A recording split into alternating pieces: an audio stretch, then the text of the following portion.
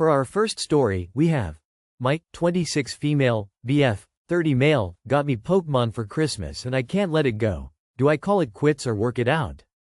For context, my boyfriend and I have been together for 3 years. Since I've known him, he has always loved Pokémon. Personally, I have no interest, but as his partner I encourage his hobbies and support him. This past Christmas we had a few brief conversations about Christmas budgets and have mentioned to each other things we have been wanting. I knew Pokémon packs were on the top of his list, so I made sure to get him some. I mentioned wanting a few beauty products and a specific hoodie. Well, Christmas comes around and to my surprise I opened my gifts. The first one was a pack of Pokémon cards. Okay, whatever. The next one was a booster box of Pokémon cards. I stop and ask him if he's joking, because this must be a joke, right? Well, he smirks and tells me to keep going. I open my next gift. It was another booster box of Pokémon cards. He was full of excitement while I open my gifts. That's it, those were my 3 gifts. I am not and never have been interested in Pokémon. After this I told him I needed a moment to myself. I went to our bedroom and took a moment to gather my thoughts and lower my temper. When I came back to the living room, there he was on the floor. Both booster packs and the pack of cards he got me were opened and sprawled across the floor. I was in shock. Not only did he get me gifts that I didn't want, but he actually got them for himself and tried to play it off. I have been trying to move past this as I did not want to seem ungrateful, but I just can't believe he would do something like this.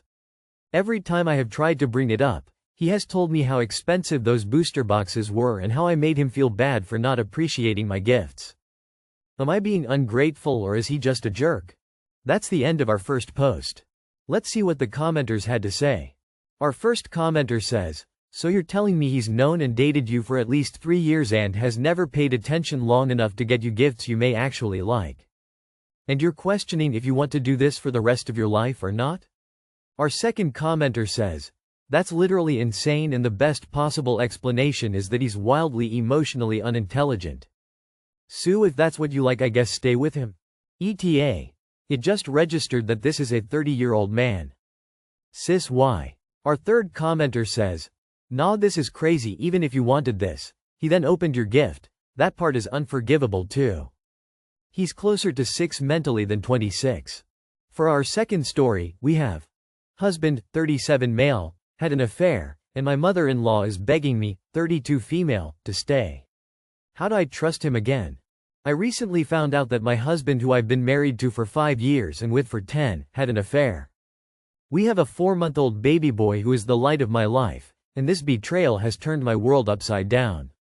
I have been a stay-at-home mom since our son was born and I can't imagine being on my own. When I confronted my husband, I never suspected an affair. He has been acting strange, but I would have never imagined this. He admitted to the affair and claimed it has been over for 3 weeks and that he's been doing the work to understand why he did it. It was a 3-month affair. He said it was the biggest mistake of his life and he doesn't want to lose us. But the damage is done, and I can't imagine how I could ever trust him again with the details he's told me. The woman he was with was 21. I'm leaning toward leaving because emotionally I can't be in the same room with him. What he did is so unlike him. My friends were jealous of the relationship we had. He is loving, caring, a very involved dad, and he would always go above and beyond for me, and so would I for him. The thing is, my mother-in-law has been calling me almost every day in tears, begging me to stay. For some context, my mother-in-law is genuinely one of the sweetest people I've ever met. She's a kind, loving woman. She has no other siblings, or other children except my husband. Our son is her first and only grandchild, and she absolutely adores him.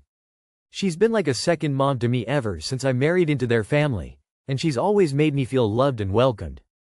Now, she's calling me, crying, saying she doesn't want to lose me or her grandson. She told me she thinks of me as her daughter and can't imagine life without me in the family.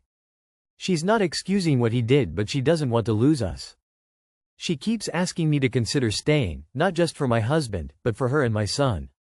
She's offered to pay for couples therapy, help with the baby, or do anything I need to make things work. The thing is, I don't know if I can do it. My husband has gone out of his way to take accountability and he wants us to start couples therapy ASAP, but everything he has said so far feels like a list of excuses. The work stress he was under, being a new dad, and that the affair was just an outlet because he loves me and it wasn't about sex. I have only told one friend who I thought I could trust, but she told me to consider reconciling. I'm too scared to tell my parents and I don't know what to do. That's the end of our second post. Let's see what the commenters had to say. Our first commenter says, "This wasn't a drunken mistake, this was a series of choices he made, over and over and over again. And he did it right as you were giving birth. That's the part that grates me. You were literally days postpartum and he started screwing someone, with a deeply problematic age difference to boot. Can couples recover from affairs? 100%. But should you factor his mother into this? Hell no.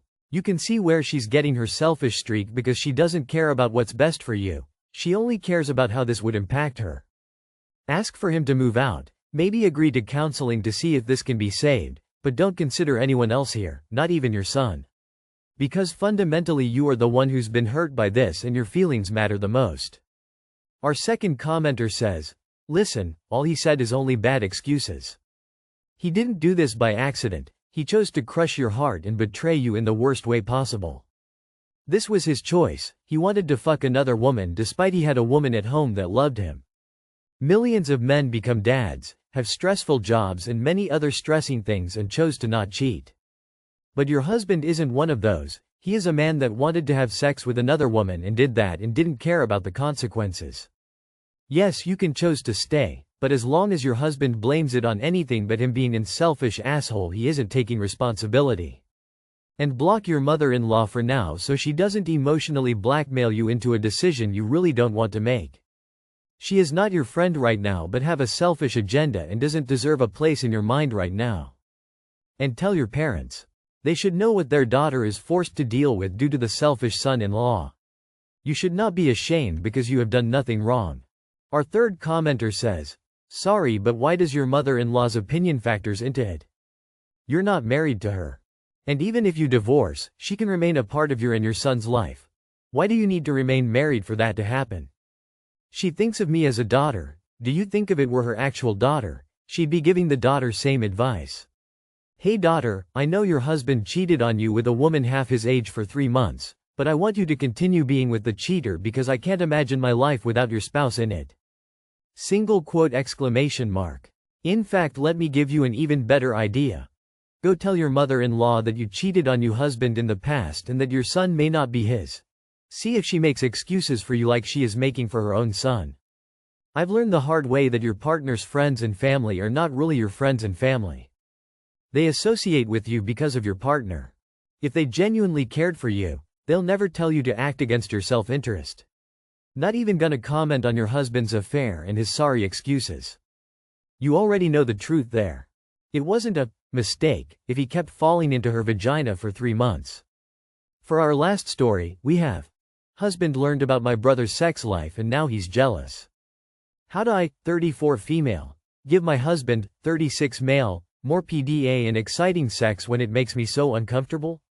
My younger brother is 31 and his wife is 32. They just got married 4 months ago after an oopsie pregnancy, but they were together for a while prior to that and both seem really excited about becoming parents. They're clearly in love with each other and have always showed a lot of PDA. I'm the opposite. It's not that I don't show affection, but I'm just not one to kiss, caress and my husband in front of everyone all the time. My brother and his wife, constantly touching, constantly kissing, and that's fine and I think it's cute. Probably only because he's my little brother, but I'm uncomfortable doing that and always have been. Our family, my parents, 2 siblings, and significant others, went on vacation the first weeks of January. We stayed in adjoining condos. Late one night while we were there, my husband tried to initiate sex and I wasn't in the mood. My husband was frustrated and said that he wished we were more like my brother and his wife. He said, this is paraphrasing, why can't you ever be physically affectionate in front of other people? And do you know they have sex every single day?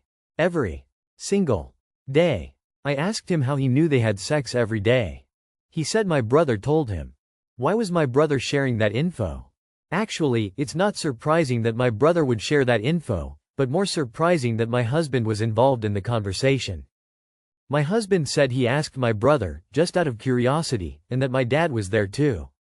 Closing parenthesis exclamation mark. He admitted that he figured they had a lot of sex just based on how they act in front of other people and the guys were just sitting around, and he asked. I was silent, mainly out of surprise that we were even discussing this and partly out of surprise that my husband, brother, and dad were having this type of conversation. I didn't dare ask if my husband talked about our sex life with my brother and dad because I didn't want to know the answer. Granted, it wouldn't be as colorful as anything my brother had to share, and I can admit that. He was like, "What? You're surprised they do it so often? That somebody would want to sleep with their spouse that much?" I could tell he was getting annoyed with me. I told him I just wasn't expecting to have a conversation about my brother's sex life in the middle of our vacation, or at all actually.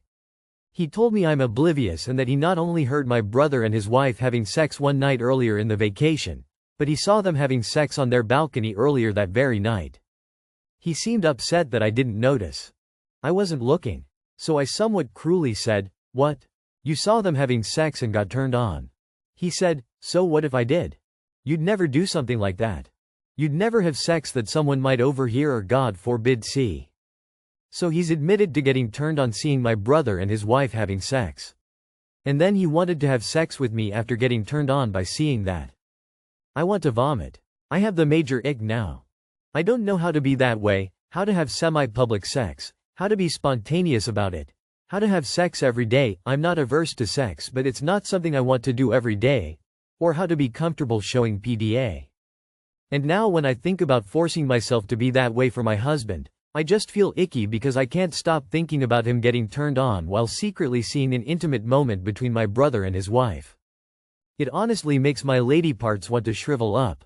I'm just not that way, and I don't know that I ever can be, but I'm here to ask for advice. What can I do to become more comfortable with PDA and more frequent, adventurous sex? I'm just not somebody who will constantly be touching my husband in public or having sex every single day, so are there things I could do that would sort of pack a big punch, like a quality over quantity type of thing? Is there anything that can be done, or do you think some of us just are the way that we are and forcing something different will be inauthentic? TLDR.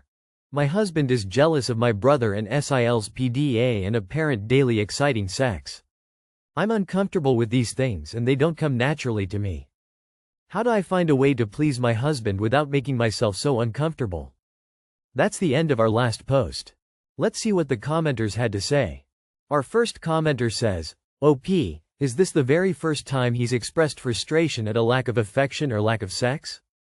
Our second commenter says, "Sounds like you two need couples counseling ASAP, especially based on your comments about not being appreciated by his lack of acts of service. You're starting to resent each other and there is no compromise.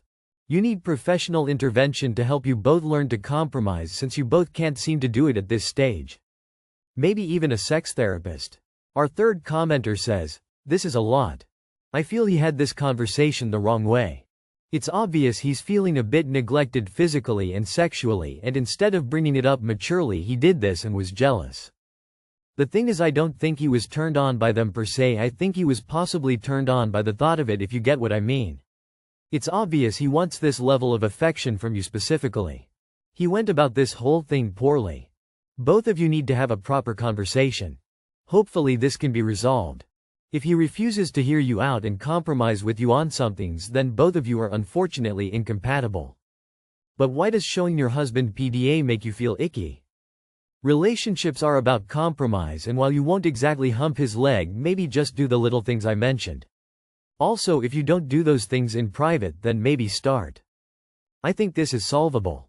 It'll take compromise on both ends and a lot of open, honest conversation, but I do believe you'll both be fine. Good luck. Were you sexually active before you got married? Because if he knew you were like this from the beginning and still made a commitment to be with you forever, then this is kind of odd. That being said, both of you need to apologize to each other and have a mature conversation about this. That and couples counseling. He wants to feel wanted by you. Not as if sex is some chore for you that you're only doing to keep the peace. You could start small. Holding his hand, giving him compliments, rubbing his heads, little pecks. Your man is starved for physical affection, and I don't know if you're different in private, but if you're not, it might be taking its toll on him. You never ever had to have sex with him when you don't want to.